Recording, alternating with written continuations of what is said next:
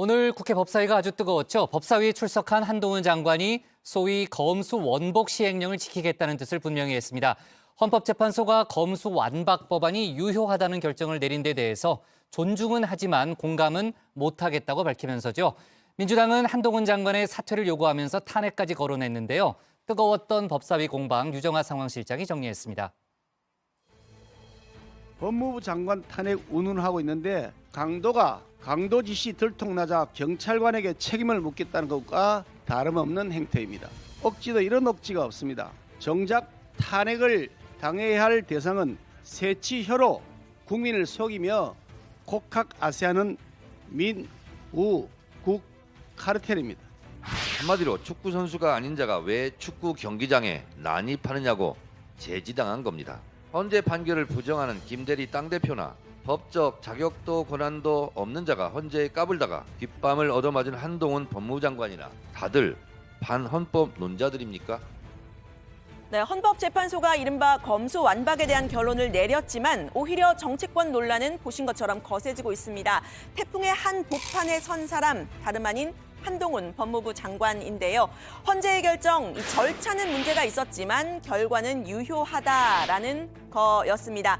국민의힘과 한 장관은 이 절차는 문제라고 한 점을 강조를 했지만요. 민주당은 결과가 유효하다라는 데 집중을 하면서 서로 다른 곳만 바라보고 있는 그런 모습입니다. 한 장관은 얼마 전에 이 유럽 출장길에 빨간 표지로 이 영어로 된 펠로폰네소스 전쟁사라는 제목의 책을 들고 가는 장면 포착이 돼서 눈길을 끌었죠. 오늘 이 책을 들고 온 건 아니지만요. 헌재 결정 이후 처음 열린 오늘 국회 법사위 현안 질의는 역시 전쟁을 방불케 했습니다. 한 장관은 출근길에서부터 민주당의 장관 탄핵 주장에 대해서 정면 대응하겠다고 밝혔습니다. 탄핵이란 말이 민주당 정치인들이 기분에 따라 그렇게 함부로 쓸 수 있는 말이 된 것에 대해서 안타깝게 생각합니다만 이 법이 얼마나 문제가 많은 법이고 국민에게 피해를 주는 법인지 실질적인 판단을 헌재로부터 받아낼 수 있을 거라고 생각합니다. 저는 피하지 않겠습니다. 네, 민주당은 이미 헌재의 결정으로 한 장관이 탄핵된 거나 마찬가지다라면서요. 사퇴를 요구했습니다. 한 장관이 직접 헌재 권한쟁의 심판을 청구를 했는데 청구인 자격이 없다, 각하 처리가 됐다는 거죠. 법조인으로서 이 각하될 줄 몰랐느냐, 검수완박에 대한 논란을 장관이 오히려 더 키웠다 이렇게 이야기를 했는데 한 장관은 이 소송 제기는 정당했다고 맞섰습니다. 제가 작년 8월부터 법사위를 통해서 장관께 청구인 자격이 없다고 지적했었는데요. 위원님이 지적하시면 하시면 안 되나요? 잠깐만 좀 들어보시죠. 이런 논쟁적 갈등적 것을 장관이 주도하는 게 저는 가장 큰 문제라고 생각합니다. 위장탈당 같은 그런 위법적인 입법이 이루어지고 법무부 장관이 이런 소송 제기하지 않으면 전 직무유기라고 생각합니다. 네, 민주당은 나아가서 이 한 장관이 검수 완박을 문제 삼으면서 직접 검사의 수사 범위를 넓히는 이른바 검수원복 검찰 수사권 원상복구 시행령을 개정했던 것도 다시 되돌려야 한다 주장을 했습니다.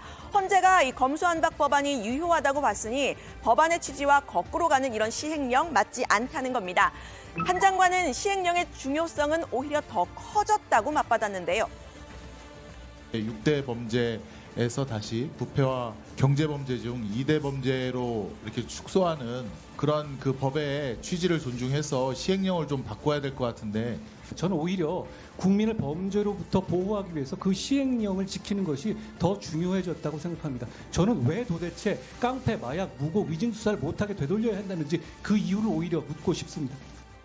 네, 반면에요. 이 한 장관은 헌재가 이 위장 탈당 같은 입법 절차의 문제점을 인정한 점 강조를 했습니다. 민주당이 일단 사과 요구를 했는데 이 위장 탈당시켜서 계속 입법할 게 아니라면 사과는 오히려 민주당 의원들이 해야 한다고 주장했습니다. 입법권 과정에서 위장탈당 같은 위헌 위법이 명확하게 지정된 상황에서 사과는 제가 할 것이 아니라 이번 밀어붙이신 민주당 의원들께서 하셔야 된다고 생각합니다. 절차를 위배한 것은 결론적으로 옳다. 이렇게 된다면은 성공한 쿠데타는 인정해야겠네요. 이런 논리라면. 공감하기 어려운 논리라고 생각합니다. 네, 위장 탈당의 당사자죠. 무소속 민형배 의원의 경우에는 민주당 내에서 복당설이 흘러나오고 있는 상황입니다. 국민의힘에서는 민주당의 사과와 민 의원의 사퇴까지 요구했는데 한 장관도 공감하는 모습이었습니다. 민주당의 진정성의 사과 그리고 민영배 의원의 저는 의원직 사퇴가 필요하다. 마치 미꾸라지 한 마리가 강물을 흐리듯이 국회를 난장판으로 만들었던 이 검수완박에서의 위장 탈당 이것은 더 이상 되풀이돼서는 안 된다고 생각하는데 어떻게 생각하십니까? 헌법재판소가 위장탈당 등 입법 절차에서의 문제점을 분명히 지적했다고 생각합니다. 네, 양측이 이렇게 평행선을 달리고 있는 상황. 사실 법적 결론은 이미 아시다시피 내려진 상태입니다. 5대4로 민주당의 판정승이라는 평가인데요. 하지만 현직 법무부 장관인 한 장관은 4명의 소수 의견에 의미를 두는 발언을 오늘도 이어갔습니다. 헌법재판소 9분 중에 4분께서 검사의 청구인 적격도 인정하셨습니다. 4분의 의견이 달랐다. 그리고 장관과 검사의 헌법적 권한이 있다는 걸 인정했다는 부분도 좀 중시해야 될 것 같고요. 네, 민주당은 이 헌법재판소의 결정에 불복하는 거냐 물었는데요. 한 장관은 불복하는 건 아니지만 공감은 못하겠다고 했습니다. 헌법재판소 판결에 대해서 불복하시는 거네요. 아니 제가 언제 불복한다고 했습니까? 불복이죠. 법무장관으로서 그 효력에 맞춰서 법을 집행하겠다고 하지 않았습니까? 동의하지 않고 공감하지 않는 거 공감해야 하나요? 이 내용에?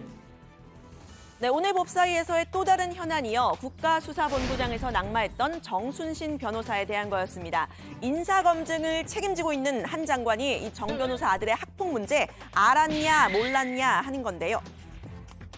만약에 정부가 알고도 인사를 밀어붙인 거라면 논란을 감수한 걸 텐데 하루도 안 돼서 그거를 철회할 리가 없죠. 그리고 아니죠. 알고 있었는데 그냥 모르고 넘어갈 수 있을 거리라고 구렁이 담 넘어갈 수 있을 거라 생각하다가 들키니까. 아니 위원님 말씀도 경찰 세평 조사에서도 걸러지지 않았던 것이니까 이게 확인되지 못한 것이고 이걸 제가 알았다면 그냥 넘어가지 않았을 겁니다. 네, 5년 전 이 학폭 사건이 KBS에 보도됐을 당시에는 서울중앙지검에 같이 근무했는데 그래도 몰랐느냐 이런 질문도 나왔는데요. 한 장관은 중앙지검 직원이 250명이다. 또 본인의 문제가 아니라 자녀 문제라서 하다할 정도로 알려지진 않았다라고 말을 했습니다. 그리고 화살을 돌려서요. 당시 청와대, 즉 문재인 정부는 알았냐고 물었습니다. 뜻밖의 이 당시 청와대 소속 의원의 항의도 이어졌습니다. 만약에 진짜 본인의 문제가 그러했다면 당시에 뭐 꼭 검찰의 문제가 아니라 뭐 청와대의 민정이라든가 이런 데서 문제 삼았을 겁니다. 그 당시 공직기관 비서관이 누군지 아십니까? 그건 확인 안 해봤습니다. 최강 의원님입니다. 질의하시는 중에 뜬금없이 지금 동료 의원의 이름을 허위사실과 연관지어서 말씀을 하시는데 좀 알고 말씀하셨으면 좋겠어요. 지금 민정수석실 폐지하고 측근비리 조사할 수 있는 기관 다 없앤 정부에 소속돼 있는 당의 국회의원이라서 그렇게 말씀하시는지 모르겠는데 문재인 정부 청와대 공직기관 비서관은 그런 거 하는 사람이 아닙니다.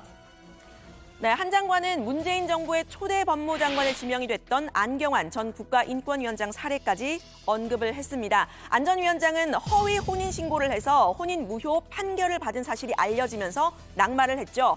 이렇게 개인의 송사 문제는 프라이버시라서 알기가 어렵다면서 당시 문재인 정부도 판결문 검색은 위법이다, 구조적 문제가 있다라고 이야기를 했었는데 지금 민주당이 이렇게 문제 제기를 하는 건 내로남불 아니냐 이런 취지로 말했습니다.